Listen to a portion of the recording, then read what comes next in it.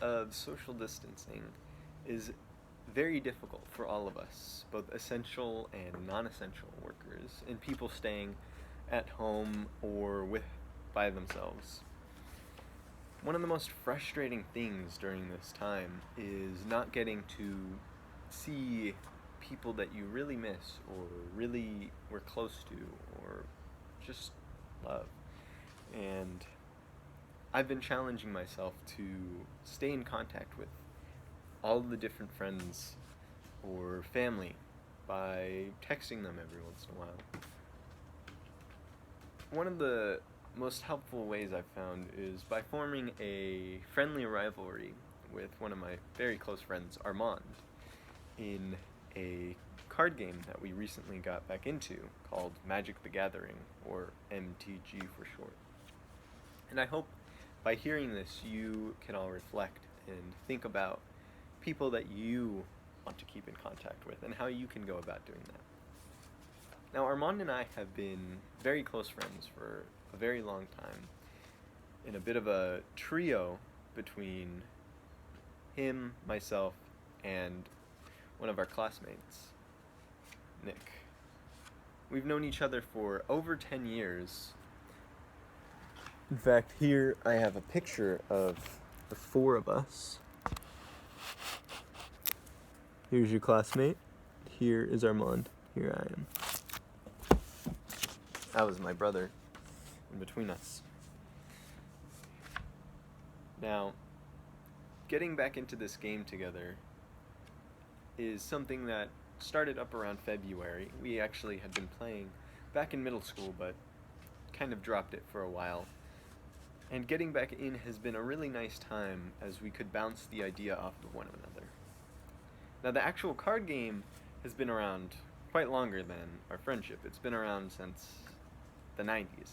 And being one of the oldest games, collectible card games, it allows for a much more freeing time. One of the great things about it being older means you have a lot more people, you have a lot more ideas being circulated, and you have a lot more cards. And these cards can be very simple in how they function, which allows you to mesh them together. One might just be put down a little cat, or one might just be put down a forest. And they each come with their similar cover so that no one can figure out what's behind the card.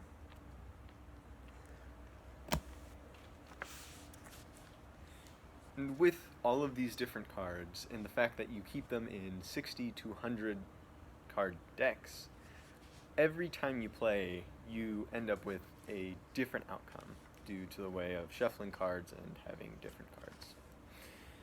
Now, keeping in contact with people can be very challenging. I know from experience, having struggled to maintain relationships with people just a few miles away, friends I've known a few miles away, or 50 miles away, or even down in Monterey or LA. And this social distancing does magnify it. It prevents you from seeing people as an option, and it forces you to stay at home, where you're more likely to end up feeling negative or have negative thoughts. And that can be tough, but starting with a little competition, like the one I made with my friend Armand. And if Armand, you're watching, this right here, this deck box, this is what's going to beat you. Even a competition like that can really go a long way to improve your state of mind while you're stuck at home, or help you out just because you cracked a joke, or just because you maybe gloated a little bit to your friend. Now, most of you won't play this card game that I just showed you, Magic the Gathering MTG. And that's fine. That's not what this presentation is about at all. I want you to remember to keep in contact with people that you care about, because it can be tough.